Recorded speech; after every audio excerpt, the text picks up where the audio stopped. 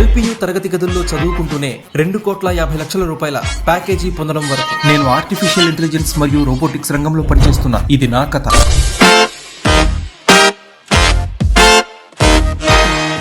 Hi, నా పేరు శ్రీ విష్ణు. నేను ఎల్పీయూలో BTech robotics and automation final year చదువుతున్నాను. తమిళనాడులోని ఒక చిన్న గ్రామం నుంచి వచ్చిన నాకు 12 ఏళ్ల వయసు వరకు సరిగ్గా ఇంగ్లీష్ కూడా మాట్లాడడం వచ్చేది కాదు. అలాంటి నేనిప్పుడు 2,50,00,000 రూపాయల ప్యాకేజ్తో ఉద్యోగం పొందడం, నిజంగా ఇదంతా అద్భుతమైన ప్రయాణం.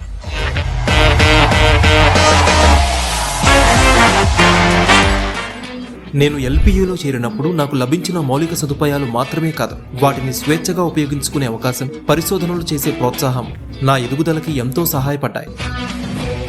భవిష్యత్ టెక్నాలజీ, ముఖ్యంగా రోబోటిక్స్ మరియు ఆటోమేషన్ వివిధ పరిశ్రమల్ని ఎలా మారుస్తుందో అర్థం చేసుకోవడంపైనే నా దృష్టంతా ఉండేది. నా ప్రయాణంలో ముఖ్యమైన మలుపు ఏంటంటే, టెస్లా కార్ల కంటే ఎక్కువగా రోబోలు తయారు చేస్తుందని ఎలాన్ మస్క్ చెప్పడం వినడం. మొదట్లో ఆయన మాటల అంతరార్థం నాకు పూర్తిగా అర్థం కాలేదు.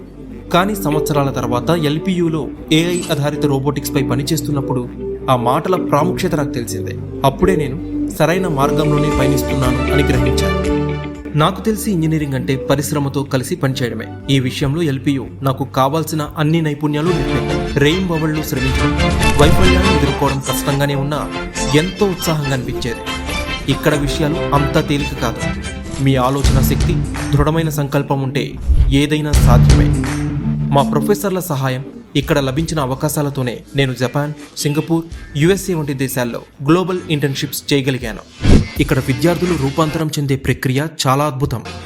క్యాంపస్లోని విభిన్న సంస్కృతులతో మమేకమయ్యే అవకాశాన్ని నాకు ఈ యూనివర్సిటీ కల్పించింది. హ్యాకథాన్స్ వంటి సహపాఠ్య కార్యక్రమాలు మా ఆలోచనల్ని ఉత్తేజపరచడమే కాకుండా ఇండస్ట్రీ సవాళ్ళని ఎదుర్కొనేందుకు మరియు ఆధునిక పరిష్కారాల్ని అందించడానికి కావాల్సిన ఆత్మవిశ్వాసాన్ని పెంచాయి. అంతేకాదు, ఇండస్ట్రీ లీడర్స్తో ఇంటరాక్ట్ అవ్వడం, వారి నుంచి నేర్చుకునే గొప్ప అవకాశం మాకు లభించింది. మీ ప్రయాణం ఇక్కడే మొదలవుతుంది. నేను చేయగలిగితే మీరు కూడా చేయగలరు.